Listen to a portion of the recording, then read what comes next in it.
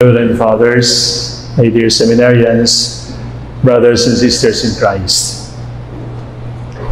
Madali hong unawain na sa taong ito, 2023, ang puso ni Father Dave ay bumubulong, salamat sa Diyos.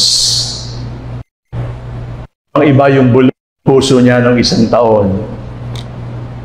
Kasi nung isang taon, bulong ng puso niya ay muntik na. Muntik na. Natakot tayo, nag-alala tayo, akala natin ay iiwanan tayo ni Father Dave. Ano nga ho yung sinasabi tungkol sa masamang damo? Di ko na matandaan. Pero ang totoo ay wala naman talagang muntik sa Diyos.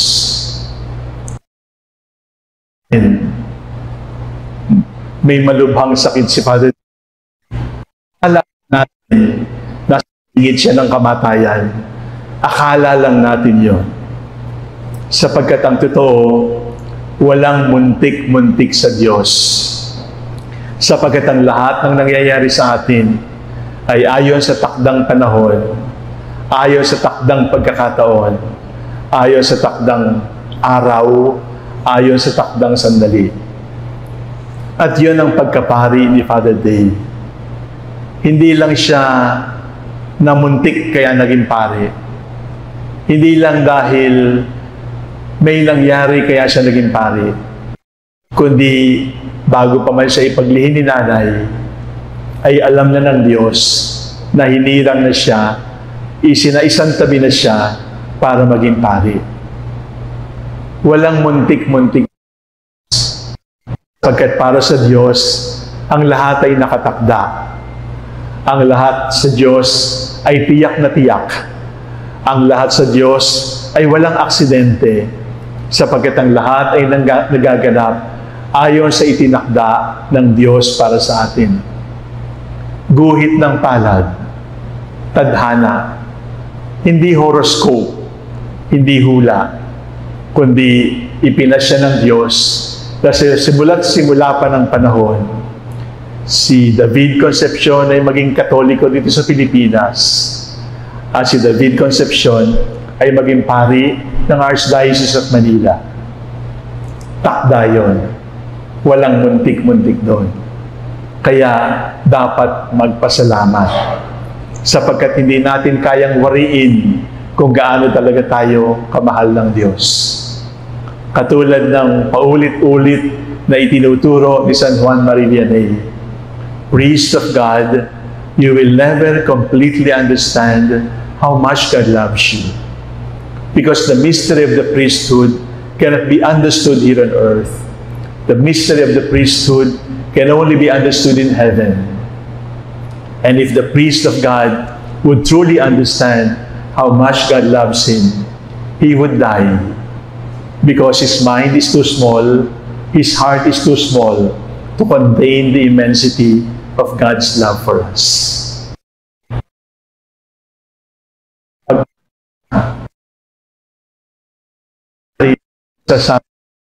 Na sa loob ng 25 taon, mayroong mga araw na ang hirap maghanap ng dahilan para magpasalamat. Hindi araw-araw mayroong dahilan, sapagkat mayroong mga araw na nakakabwisit, mayroong mga araw na nakakainis. At kaya ho kami magkaibigan ni Father Dave, ay sapagkat yung kinabubwisitan ko, kinabubwisitan din niya. Pero mas marami siyang kinaiinisan kaysa sa akin. Natural yon sa ating buhay. Nakakabwisit na sitwasyon. May nakakainis na tao. May nakakainis na pagkakataon. At mapapabuntong hininga ka at sasabihin mo, Lord, ano ba to? At sa mga pagkakataong yon, na ang daming nakakainis, ang daming nakakabwisit, ang daming nakakapikon, ang daming nakakagalit, at ang daming nakakapanlamig ng pananampalataya, Ang sagot lang palagi ng Panginoon sa mga pagkakataong yon ay, pinili mo yan, tiisin mo yan. Ganun lang talaga yon. Walang paliwanag. May mga nakakabwisit na kailangan lang nating sabayan sa ating buhay. May mga nakakainis na kailangan lang nating pakisamahan sapagkat bahagi ng buhay.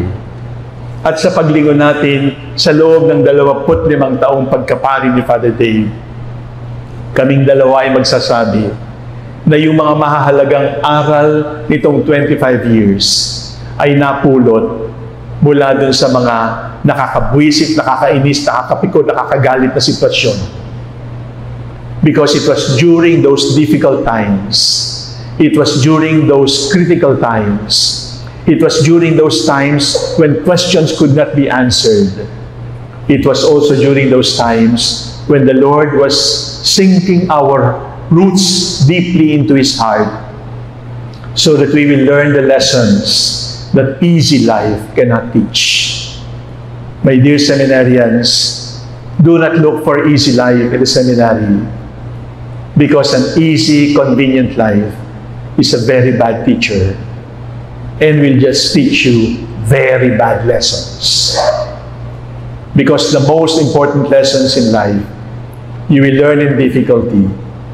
Because adversity, darkness, and dryness are very good teachers. If you're open, if you're humble, they will become your best teachers. Sa loob ng 25 taon, sa mga pagkakataong nainis, ang sagot lang ng Diyos, magtiis at tanggapin, sapagkat hindi niya aalisin ang mga nakakabwisit na ito. Subalit, sasabihin lang niya, kasama mo ko, pareho nating haharapin. Alam ko sa loob ng 25 taon ay pumapasok sa puso ng kahit sinong pari ang magtanong, tutuloy ko pa ba? Pumapasok sa isip dahil ramdam ko ang aking kahinaan, nakita ko na ang aking karupukan, at nakita ko na kung gaano ako kahina, na sa halip na tumanggi, ay tinanggap ko ang tukso at naging kasalanan. Mapapabuntong hininga ulit at sasabihin, ayoko na. Pero Diyos pa rin ang magsasabing, alam ko na yan. Nang pinili kita, alam ko nang marupok ka. Nang pinili kita, alam ko nang magtataksil ka sa akin. Nang pinili kita, alam ko nang madadapa ka. Alam ko na yan. Pero kahit alam ko nang gagawin mo yan, pinili pa rin kita sapagkat gusto kita, sapagkat mahal kita. At yun din ang pinagpapasalamat natin. Na sa mga pagkakataong ayaw na natin at parang bibigay na at ayaw nang tumayo sa 2 paa, ang sagot lang ng Diyos ay, naririto pa rin ako, gusto pa rin na magpatuloy at hindi kita iiwanan. Mga minamahal kong kapatid, yun po ang dahilan kung bakit tayo naririto ngayong gabi. Sa mga pagkakataong umayaw na tayo, naroon ang Diyos. Sa mga pagkakataong itanayo tayo ng Diyos, Diyos pa rin ang dahilan. Sa mga pagkakataong muntik na tayong mamatay, hindi sa kalusugan, kundi sa kasalanan, Diyos pa rin ang nagsabing may takdang panahon at hindi iyan. Sa mga pagkakataong ayaw na nating magpatuloy, sa mga pagkakataong inis na tayo sa ating hinaharap, ang sagot lamang ng Diyos, tiisin mo yan, kasama ako sa pagtitiis mo. Mahiwaga ang pag-ibig ng Diyos at mahiwaga ang pagkaparing ibinibigay ng Diyos. Alam ko na hindi lang ito karanasan ng mga paring katulad namin. Ito ay karanasan din ninyong lahat. Tandaan niyo palagi, walang muntik-muntik sa Diyos. Everything is God's design. May dahilan ng lahat. Hindi mo lang lubos na maunawaan. Tandaan mo, ang nakakainis, ang nakakapikon, ang nakakagalit, nakakangit-ngit, ay bahagi ng buhay.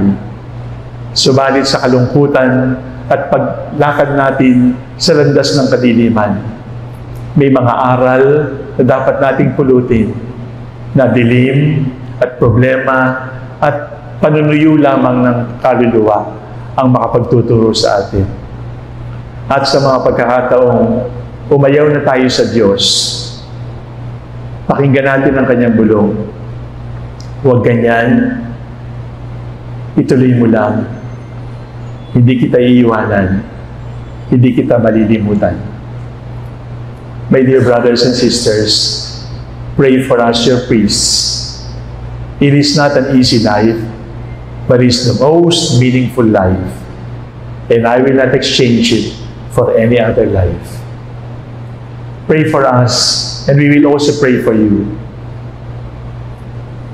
You might not be priests celebrating the Eucharist at the altar, but I want to assure you, as we priests are loved, you are also loved. And God called us to tell you that you are loved.